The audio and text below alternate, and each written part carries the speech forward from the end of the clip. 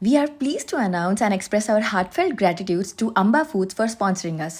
We would urge you all to try their delicious and super tasty range of food products. આજનો episode બહુ special રહેવાનો છે, જેના ઘણા બધા રીઝન્સ છે. આજે સ્પેશિયલી આમાં મારા ગુજ્જુ ફેમ માટે એપિસોડ ગુજરાતીમાં શૂટ કરવા જઈ રહ્યા છે, અને આજે 13 સપ્ટેમ્બરના દિવસે એક ગુજરાતી ફિલ્મ જે છે ફ્રેન્ડો એ રિલીઝ થઈ છે, અને આજે એમના અભિનેતા અમારા સાથે આ પોડકાસ્ટ પર જોડાવાના છે. એ માત્ર અભિનેતા નહીં, પણ એ રાઇટર, ડિરેક્ટર અને ફેમસ ગુજરાતી સ્ટેન્ડઅપ કોમેડિયન છે. This is Om Bhatt on hidden hassle. First of all thank you so much ઓમભાઈ, તમે આટલો ટાઈમ કાઢ્યો તમારા સ્કેડ્યુલમાંથી અને આ શૂટ માટે આવ્યા. Thank you for having me.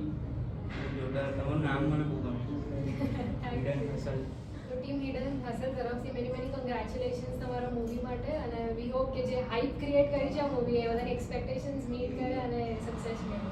Thank you so much. કાલે જ અમે પ્રીમિયરમાં જોયું film, for the first time મેં જોયું, અને લોકોનો રિસ્પોન્સ સાંભળ્યું બહુ મજા આવી. એટલે I hope everybody enjoys it.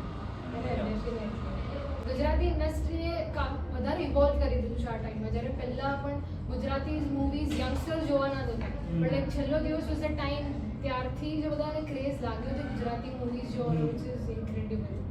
Definitely. અને એ સારું છે કે નવા મેકર્સ જે રહી રહ્યા છે, આવી રહ્યા છે, અને ઇવન છેલ્લો દિવસથી લઈને અત્યાર સુધી એટલા બધા મેકર્સ આવ્યા છે જે they want to experiment with technicalities of film making, stories, genres. જેમ કે પહેલાં ખાલી કોમેડી ફિલ્મ્સ આવતા હતા, પછી વોશ આવ્યું, પછી જગત આવ્યું, એવા બધા અલગ અલગ જોનરના મૂવીઝ પણ આવે છે. અને we are very glad as makers and creators and part of the industry that Gujarati people are now very much into watching Gujarati films rather than watching Hindi films or Bollywood films. There's still a lot of families which would prefer to go to a Gujarati film એના કરતાં કોઈ Hindi film જોવે એના કરતાં Gujarati picture જોવા જઈએ. ઘરના બધા લોકોને લઈને જતા કે બધા સાથે જોવા જઈએ એમ. યસ, સો એ છે. અને પ્લસ આપણી લેંગ્વેજ જે છે મધર ટંગ, એની અંદર જોવાની મજા આવે, અમને બનાવવાની મજા આવે, કારણ કે it is very comfortable for us. કારણ કે ગુજરાતી જ છે, આપણા થોટ્સ જ ગુજરાતી હોય, તો એ એવી રીતે જ એક્ટ કરવાનું હોય ગુજરાતીમાં, તો એ અમારી માટે બહુ સારું છે. જોનારાને બી બહુ મજા આવે કે આ તો આપણી સાથે બી થાય છે, કે આ તો આવું બી થાય છે. સો it is very very much, શું કહેવાય, ઇટ્સ ગ્રેટ. તો તમારી મૂવી વિશે કંઈક અમને જણાવો. સો આ પિક્ચર છે ફ્રેન્ડો, અને as the name suggest it's a film about 4 friends જે સાવ નવરી બજાર છે, કશું કરતા નથી. એટલે એવું છે કે એમના મોઢા પર માર્ક્સ બેઠી હોય ને તો બી એ લોકો ઉડાવે. એ ટાઈપના બધા ફ્રેન્ડ્સ છે, ગામડામાં રહે છે. અને પછી એમાં જે મેઇન છે તુષાર સાધુ, કાન્હાનો રોલ કરે છે.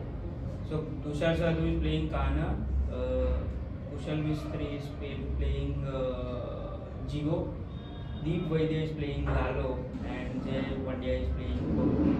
So કાન્હાને લગ્ન માટે રાધિકા નામની એક છોકરી સાથે મળાવે છે એનું family for an arrange marriage, અને he falls in love with her. અને પછી એની માટે થઈને એ લોકો આખું બધું કન્ફ્યુઝન ઊભું કરે છે, અને ત્યાં સ્ટેપિંગ થાય છે અમદાવાદનો ડોન બાબલો ચોકો. સો એ અમારું આખું જે ટોમ એન્ડ જેરી જેવું છે, શું કહેવાય ને, પેલું ચેસ જેવું, કે અમુક વાર એ લોકો જીતે, અમુક વાર હું જીતું, અમુક વાર એ લોકો જીતે. So a give and take ને આ તેમાં બહુ મજા આવશે. એટલે it's a overall situational confusion comedy. So it is બહુ મજા આવશે, તમને જોશો ત્યારે તો બહુ જ મજા આવશે. અને ફૂલ ફેમિલી સાથે તમે જોઈ શકો, ફ્રેન્ડ સાથે જોઈ શકો.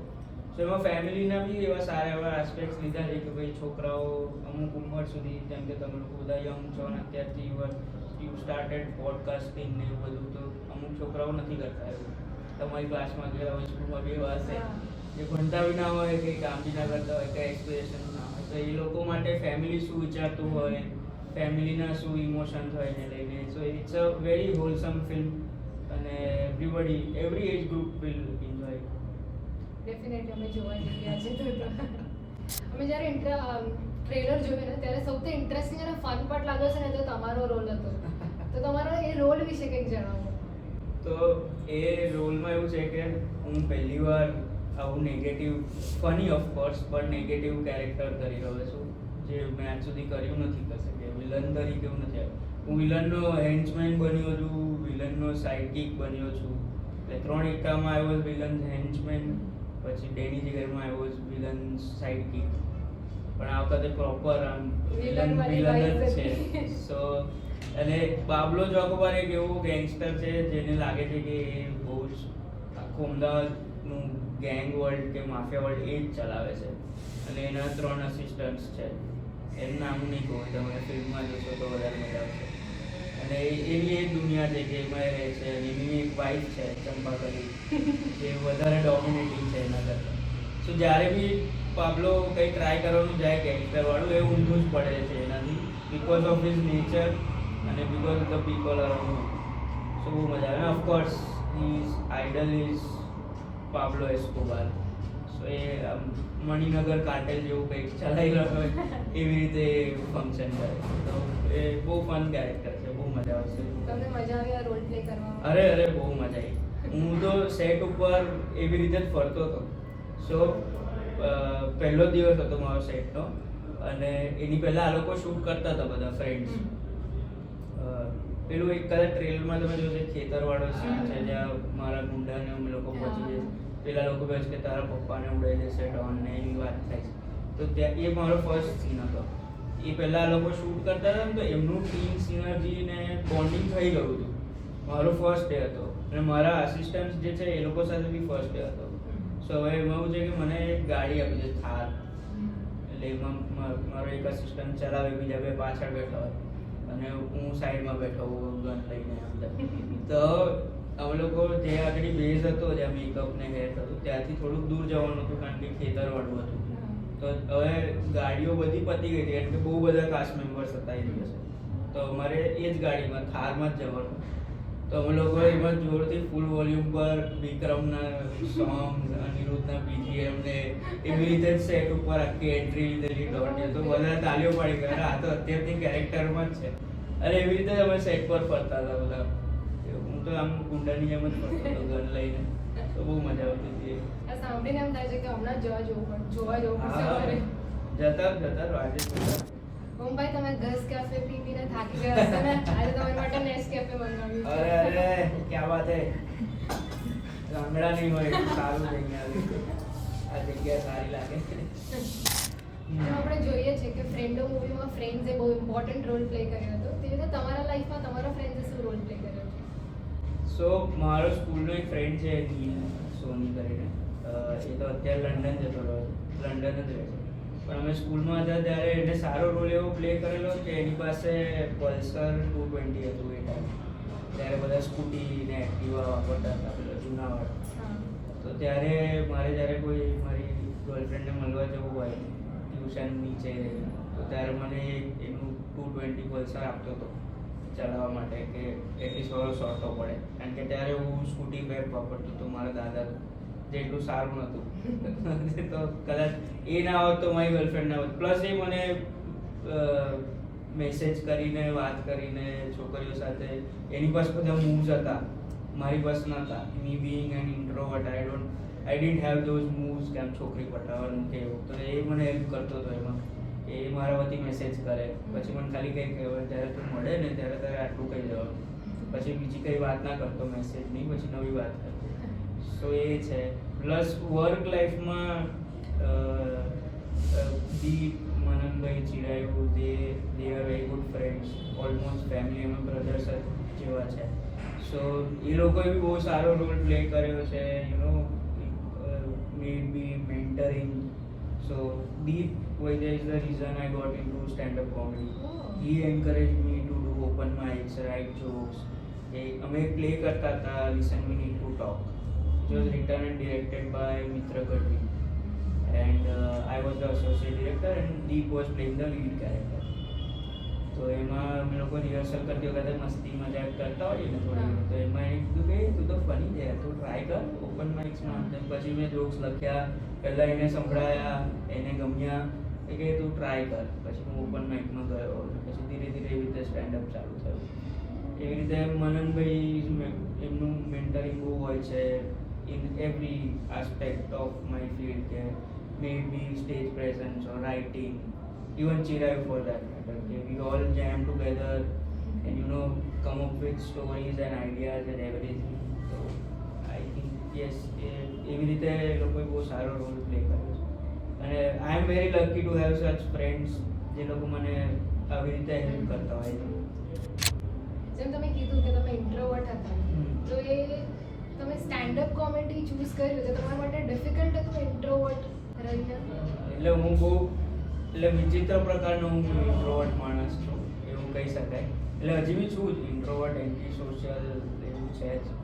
કે કાલે જ હું મૂવીનું પ્રીમિયર અટેન્ડ કરીને આવ્યો છે ને તો હું સવારથી કોઈ જોડે મેં વાત જ નથી, કેમ કે મારો સોશિયલ કેચઅપ એકદમ ખલાસ થઈ જાય છે. તો એક ટાઈમે બહુ બધા લોકો સાથે વાત કરું. સો સ્ટેન્ડઅપમાં મને એટલા માટે હેલ્પ કરી કારણ કે હું 4th સ્ટાન્ડર્ડથી થિયેટર કરું છું, professional theatre as a child actor, પછી મોટાના નાટકના એન્ટર મોટા રોલ્સને એવી રીતે.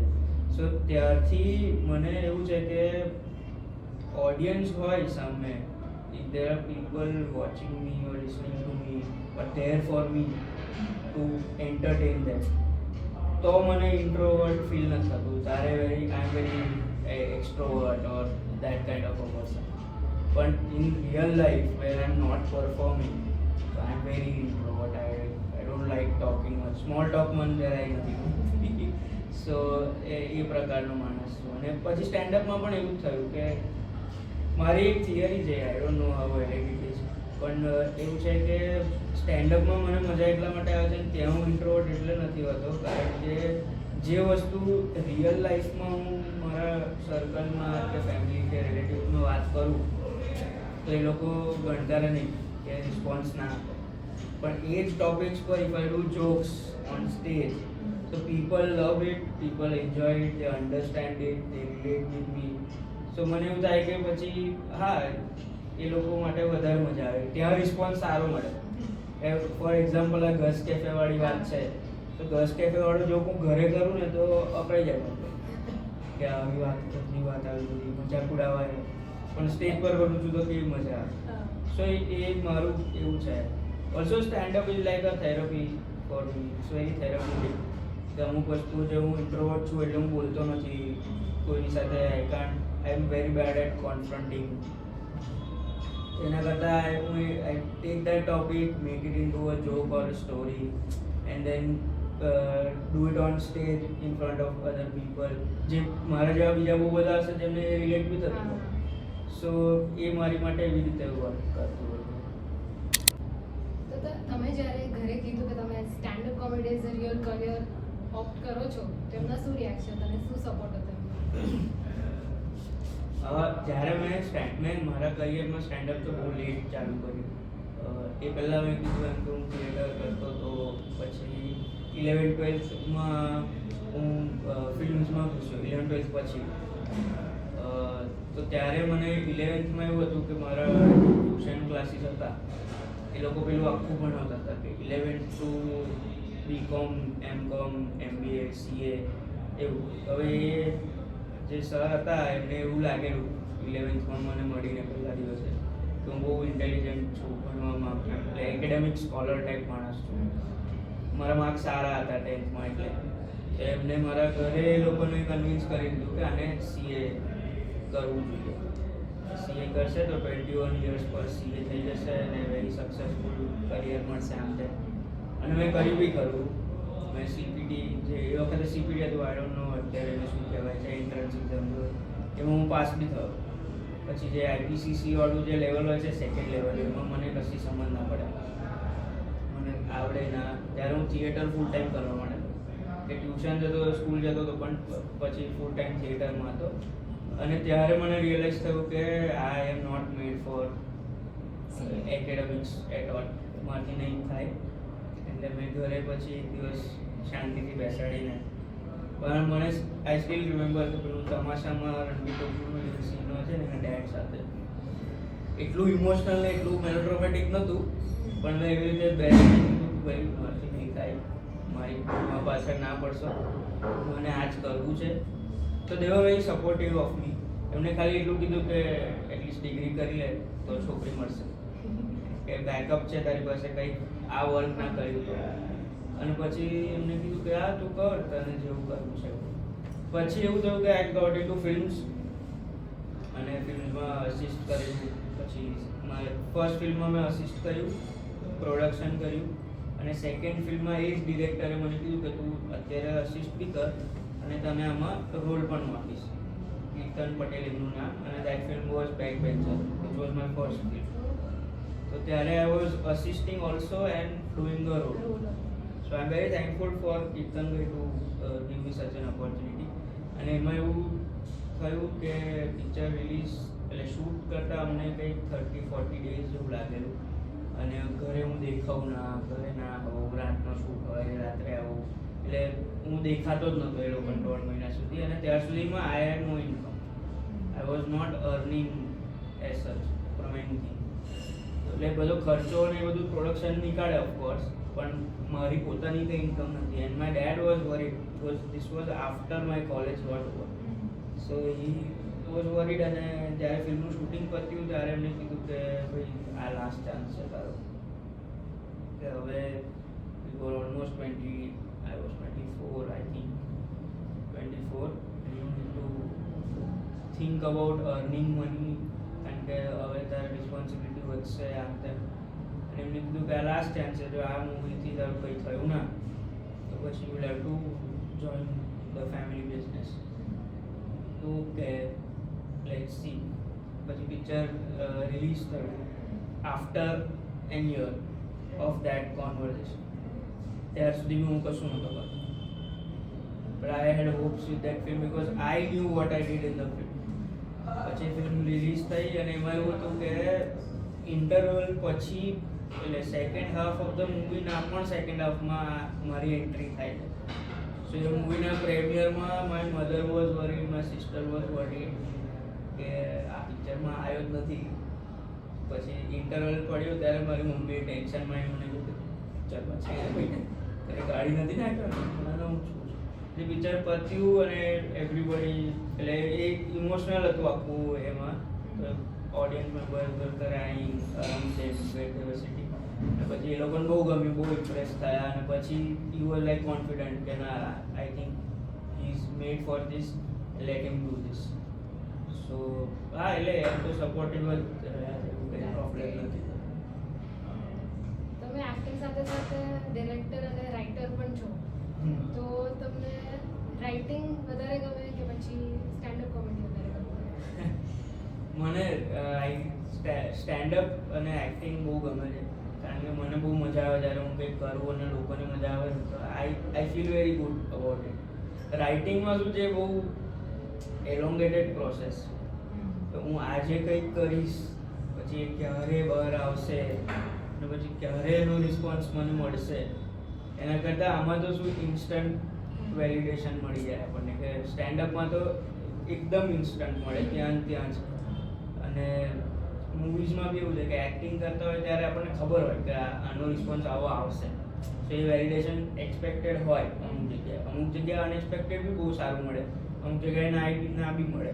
કારણ કે there are lot of factors in film, કે કંઈક એડિટિંગમાં ઇસ્યુ થયો, કંઈ સાઉન્ડમાં ઇસ્યુ થયો, કંઈ બી થયો. તો મને વધારે એક્ટિંગ અને સ્ટેન્ડઅપ ગમે છે. મને રાઇટિંગ ગમે છે, પણ એ શું કહેવાય એટલે એ આમ મારું મગજ એવું ના હોય. મારા મગજને કહેવું પડે કે ભાઈ હવે લખવા બેસવું છે, હવે લખવું પડશે, આટલું કરવું પડશે. કારણ કે હું છું બહુ પેલો લેઝી પ્રોક્રેસ્ટિનેટર ટાઈપ. અને રાઇટર માટે એ ટ્રેટ સૌથી ખરાબ છે.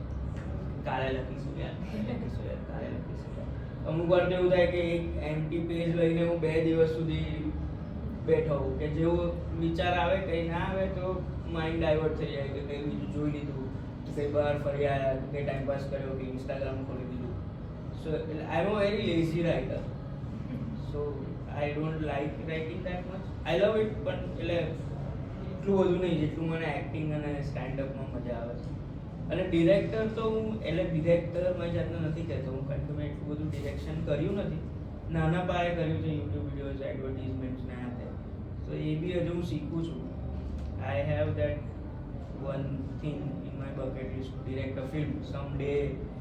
જ્યારે હું આરામથી પ્રોક્રેસ્ટિનેટ કરીને લેઝી થઈને આળસ ખાઈને રેડી થઈશ ડિરેક્ટ કરવા માટે ત્યારે કરીશ. સો યા We hope someday soon. ના શું direction is a very stressful job યાર. તે બહુ સ્ટ્રેસ થઈ જાય, ખતરનાક હોય. સર હવે મારો પર્સનલ ફેવરેટ પાર્ટ પર જે છે સ્ટેન્ડ અપ કોમેડી અને લવારી. તો ધ લવારી શો કેવી રીતે સ્ટાર્ટ થયો? Lavari show actually that was મનનભાઈઝ જીનિયસ. એમને એક દિવસ એટલે અમે વિચારતા હતા કે since the podcast culture is upon the rising, તો અમે વિચાર્યું કે આપણે બી એક પોડકાસ્ટ કરીએ. સો પહેલાં અમે પોડકાસ્ટ કરતા હતા, આવી રીતે જ કરતા હતા. ત્યારે પંચાયત પોડકાસ્ટ કરીને અમે એક સિરીઝ કરતા હતા યુટ્યુબ પર, કોમેડી ફેક્ટરી ચેનલ પર. તો અમને થયું કે હવે late start with another set of podcast. અને પછી એક દિવસ મનનભાઈ એ ઓલવેઝ આવું એકદમ કંઈક ખતરનાક આઈડિયા લઈને આવે. એમને કીધું કે આપણે એક કામ કરીએ, ઓડિયન્સની સામે કરીએ પોડકાસ્ટ લાઈવ. તો અમે લોકો પહેલાં તો થોડા એ થઈ ગયા કે યાર લાઈવ પોડકાસ્ટ અને સ્ક્રિપ્ટેડ નહીં, કંઈ બી થઈ શકે, કંઈ બી બોલાઈ જાય, કેવી રીતે કરીશું એમ તેમ. પછી એટલે આ ખાસા ટાઈમથી આ આઈડિયા હતો એમના મગજમાં. અમને કોઈ ખબર જ હતી કે આ કરવું તો છે જ, પણ અમે ફિગર આઉટ કરતા હતા કે કઈ રીતે, કારણ કે ઓડિયન્સ આવશે તો એ ટિકિટના પૈસા ખર્ચીને આવશે and they need to gate there worth of the money, કે જે 1000-2000 લઈને 500-300 જેટલી ટિકિટ્સ હોય એના વસૂલ થાય. સો એવું થયું કે લાસ્ટ યર આઈ થિંક એ લોકો ટોર પર જતા હતા ઓસ્ટ્રેલિયા, અમેરિકા, કેનેડા. તો ત્યારે એ એક્સપેરિમેન્ટ કરેલો કે એક શો રાખેલો અમે, એમાં બધા સ્ટેન્ડઅપ કરતા હતા. અને પછી એન્ડમાં દીપ, મનનભાઈ અને ચિરાગ એ લોકો જવાના હતા ઓસ્ટ્રેલિયા. તો એમને કહી દીધું કે આપણે હવે આવી રીતે અમે વાત કરીશું એ શોમાંથી, કે અમે 3 જણા બેસીને અમારી ઓસ્ટ્રેલિયાની વાત કરીશું જે પહેલાં જોયા. અને પછી એ બધા કિસ્સાઓ શેર થયા અને લોકોને બહુ મજા આવી. ત્યારે અમને થયું કે this might work, this can work. પછી એવી રીતે બીજી 2 વખત અમે આવી રીતે જ અમારો જે લાઇન ઓફ શો અમે કરીએ છીએ TCFનો, એમાં અમે 4 જણા પરફોર્મ કરતા હોઈએ. પછી એમાં અમે લોકોએ એકવાર શું કહેવાય TCF ઓલ સ્ટાર્સ કરેલું લાસ્ટ એનિવર્સરી, કે એની પહેલાંની એનિવર્સરી TCF. ત્યારે અમે લાઈવ લવારી કરેલું અમે 4 જ, કોઈ ગેસ્ટ નહીં, કંઈ નહીં. અને અમદાવાદ, બરોડા બેમાં કરેલું ને એ બહુ મજા આવી હતી. અમને બી બહુ મજા આવી હતી ને ઓડિયન્સને બી બહુ મજા આવી. તો એ વર્ક કર્યું. પછી અમે હિતુ સર અને સંજય સર સાથે કર્યું. અને ત્યારથી પછી થયું કે ના, હવે આખો એક શો જેવો વિચારીએ કે જેમાં થાય. ને એ અગેન દેટ વોઝ મનનભાઈઝ જીનિયસ. ને અમે પછી લવારી શો આખો એમને કીધું કે આપણે આવું કરીએ, પહેલાં સ્ટેન્ડઅપ હોય, પછી એક સેટ ઓફ લવારી હોય, પછી સ્ટેન્ડઅપ હોય, પછી પાછું સેટ ઓફ લવારી હોય, એમ કરીને આખો એક શો કરીએ. અને એન્ડમાં અમે ઇમ્પ્રોવ કરીએ જે અમે 4 જણા કરતા હોઈએ. અને એ પછી તો એ તો ચીરફાડ મચી ગઈ. પહેલું સેટ ઓફ શોઝ જે કરે એમાં લોકો તો ગાંડા થઈ ગયા. અને પછી હવે આઈ મીન એવરીબડી લવ્સ લવારી થઈ ગઈ. even અમે લોકો પણ હવે કોણ આવશે કે હું પણ જોતી હોઉં છું કે હવે કોણ છે, શું છે, કેવી રીતે છે, બધું સો ઇન્ટરેસ્ટિંગ હોય જોવાનું. એમાં ઇન્ટરેસ્ટિંગ એકચ્યુઅલી શું છે કે અમુક વાર અમને નથી ખબર હોતી કે ગેસ્ટ કોણ છે. હા, એટલે ઓડિયન્સને તો નથી જ ખબર હોતી છેક સુધી, till they see the guest. એ લોકોને ખબર ના હોય કે હવે કોણ આવવાનું છે. અને અમુક વાર અમને બી હોતા બિકોઝ ઓફ ધ લોજિસ્ટિક્સ, કે અમુક વાર ગેસ્ટ શું કહેવાય શૂટમાં હોય, ના નીકળી શકે, લેટ હોય, ટ્રાફિક હોય, આ તે હોય, તો અમને ખબર ના નેક્સ્ટ કોણ જવાનું છે, નેક્સ્ટ કોણ આવવાનું, બધી ત્યારે જ ખબર પડે. અને એવી રીતે બહુ મજા આવતી હતી અમને, કારણ કે અમારી માટે બહુ ચેલેન્જિંગ થઈ જાય કે એકદમથી કે સીધું ઇમ્પ્રોવ જ કરવાનું છે. તો બહુ ઇન્ટરેસ્ટિંગ છે. અમને કરવાની બહુ મજા આવે, લોકોને જોવાની બહુ મજા આવે. વી લવ ઇટ. હવે ઓન સ્ક્રીન તો તમારો મનનભાઈ છે, ચિરાયુભાઈ, દીપભાઈ બધાના અવતાર તો જોઈ રહ્યા છે. તો બેક સ્ટેજ તમારું બધાનું બોન્ડિંગ કેવું છે? બેક સ્ટેજ શું બધું ચાલતું હોય છે? બેક સ્ટેજ તો અમે એવા જ છે યાર, જ્યાં સ્ટેજ પર રહીએ છીએ એવા જ છે ગાડા જેવા. બધા એકબીજાની ખેંચતા હોય, મસ્તી કરતા હોય, તોફાન કરતા હોય. એવી રીતે જ આખું બેક સ્ટેજ એન્વાયરમેન્ટ તમારું એવું જ છે જેવું સ્ટેજ પર જે તમે જુઓ છો ને એવું જ છે, પણ થોડું અનફિલ્ટર્ડ હોય. કારણ કે ઓબ્વિયસલી બહુ બધા ગાળ ના કરાય ઓડિયન્સ પાછળ તો બહુ બધું થતું હોય છે. એટલે સ્ટેજ પર આઈ થિંક તમે જુઓ છો that's the tip of the iceberg. બાકી આખો આઈસબર્ગ ગ્રીન રૂમ પર જોવા મળે. તો તમે સ્ટેન્ડઅપમાં જે વાતો કરતા હો છો કેટલા ઇન્સિડન્ટ સાચા હોય છે? બધા જ સાચા હોય છે. બધા જ સાચા હોય છે. એટલે એમાં એવું છે કે 40% સાચું હોય, બાકીનું 60% તો ઓફકોર્સ થોડું મરી મસાલો એડ થયો છે. પણ મોસ્ટલી મારા jokes are derive from personal experiences. તો સર સાચે ઘરે ગામડો પડ્યો છે કોફીનો? હા, મારા મમ્મી નહીં, એ બીના હાથે બધું લે છે. એ ખતર ઇન્ફિનિટી ગોન્ટલેટ જેવું લાગે અમારું મસાલા ડબ્બુ, એવું જ છે. થેનોસ જ છે મારી મમ્મી. એ કરે જેવું ગાંગડાવાળું હોય કે બધું મફતનું બી ના છોડે. એ ગુજરાતીઓમાં છે એ વસ્તુ, બધા જ લાવતા હોય. હા, આ ફ્રીનું મળે છે, લઈ જાઓ. અને પરાને ખવડાવે. ના ભૂખ હોય તો બી ખવડાવે. ફ્રીનું છે તો ખાવું જ પડે. પહેલા પૂછે કે આ ફ્રી છે તો 10-15 લઈ લે. અરે મારે એ મેં નથી કર્યું એ જોકમાં, પણ બાસ્કિન રોબિન્સ જ્યારે હતું આઈ થિંક, હવે તો બંધ થઈ ગયું છે, ખબર નહીં કે છે ને. તો વડોદરામાં એ લોકો એમાં તો you can taste the flavour. આ લોકો બધી ફ્લેવર ટેસ્ટ કરીને નીકળી જાય. એ 31 ફ્લેવર એ લોકો ચાખી લે એટલે એક આઈસ્ક્રીમ સ્કૂપ થઈ ગયો, નીકળી ગયો. આવું બધું કરતા હતા. ભરભરી હોટલો બંધ કરાવી દીધી. એમાં છે ને પેલું કૂપન્સ આવતા હતા એ જમાના, ખબર છે કે 1500 ની અંદર તમે કૂપન લો તો you get buy 1 get 1 buy 2 get 1. એવું અમને 4-5 હોટલનું લઈ રાખેલું.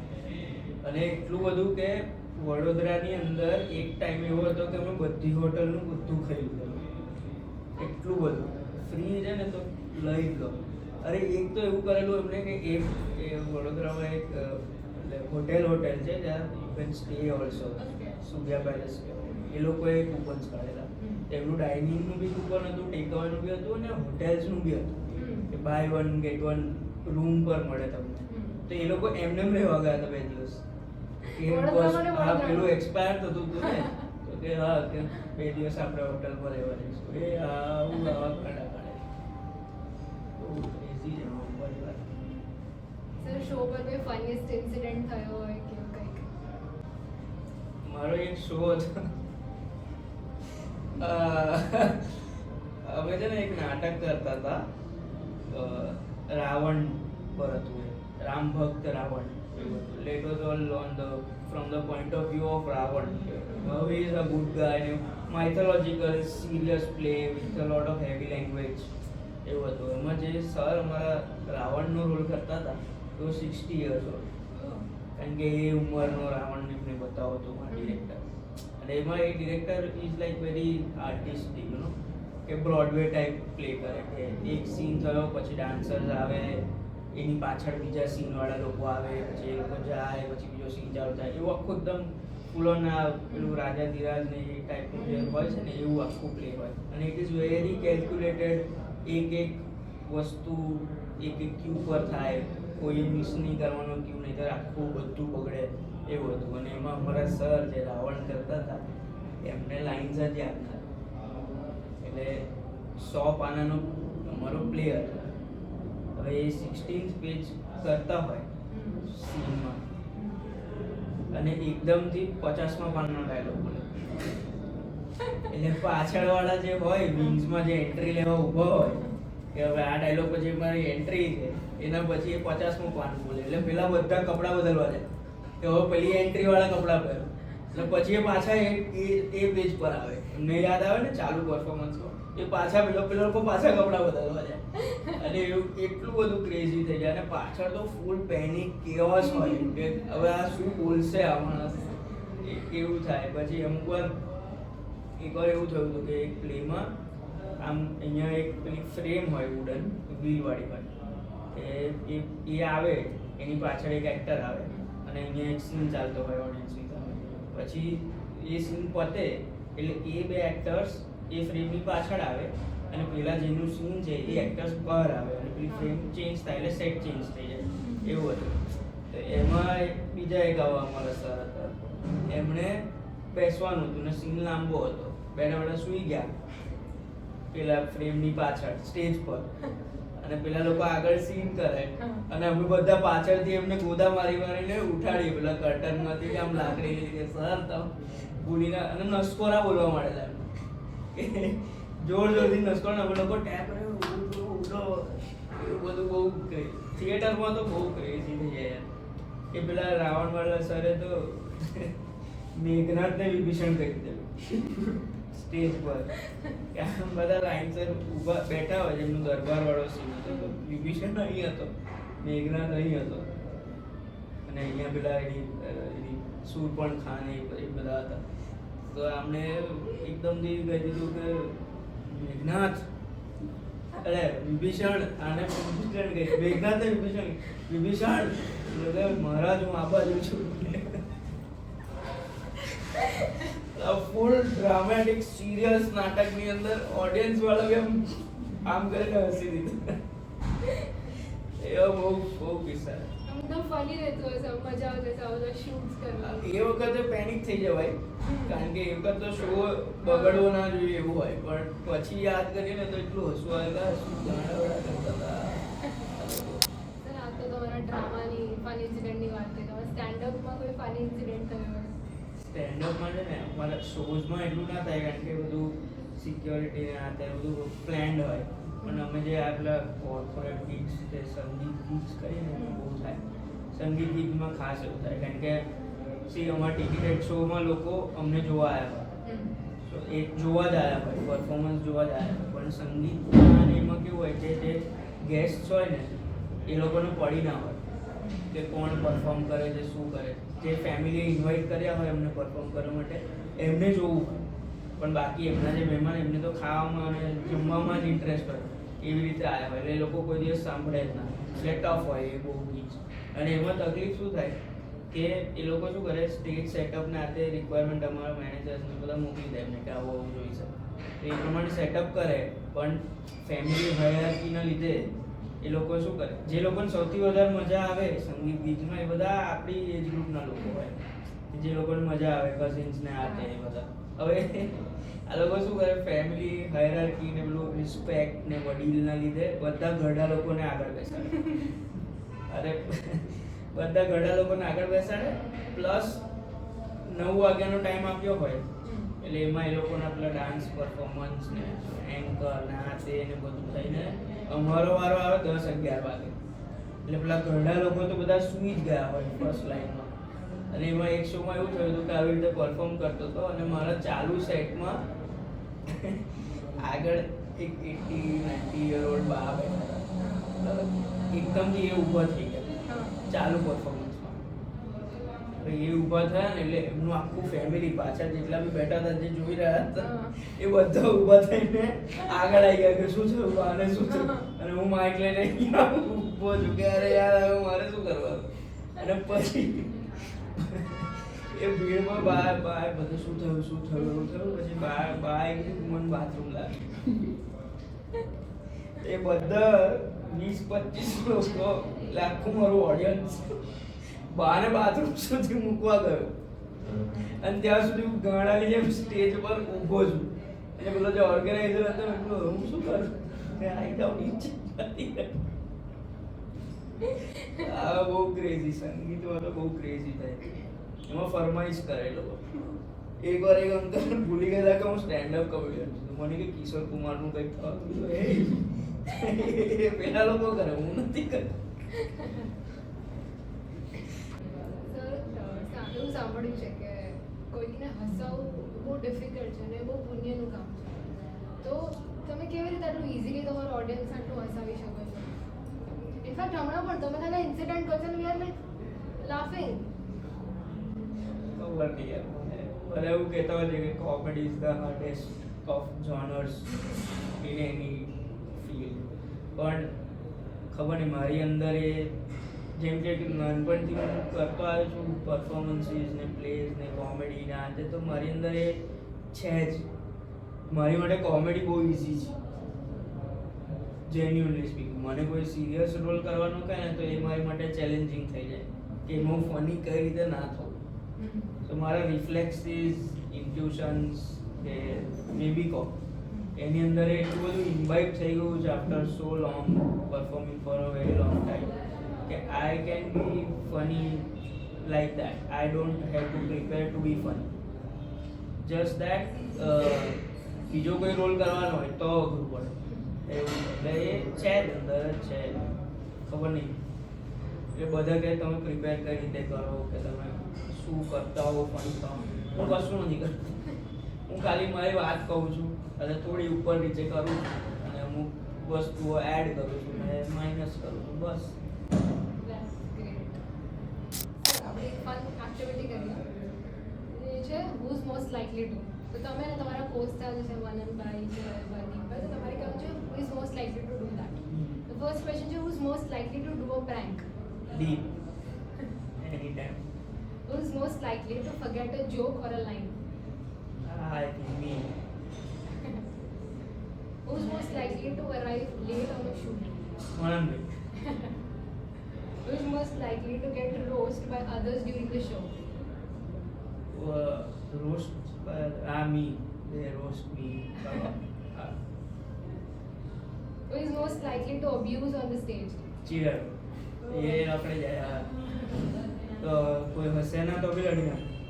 આપણો ફની જોક છે હસો એવું કે. Who cracks the lamest joke?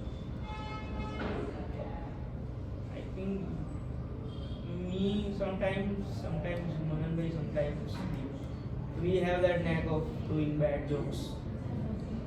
એટલે અમને ત્રણને મજા આવે ચીરાવ કે ભાઈ આ લોકો શું કરે. Who is most likely to cancel the plan at the last moment? Mananbhai of course because he is always occupied with work. કઈ ને કઈ એમનું એકદમ આવી જાય તો પતી ગયું. Thank you sir, Hidden Hustle પર આવવા માટે. We really enjoyed a lot. તમારા સાથે વાત કરી, આટલું બધું જાણવા મળ્યું આ ઇન્ડસ્ટ્રી જેમને નથી ખબર કે એકચ્યુઅલી આ ઇન્ડસ્ટ્રીમાં શું થઈ રહ્યું છે, કેવી રીતે થાય છે, શું છે.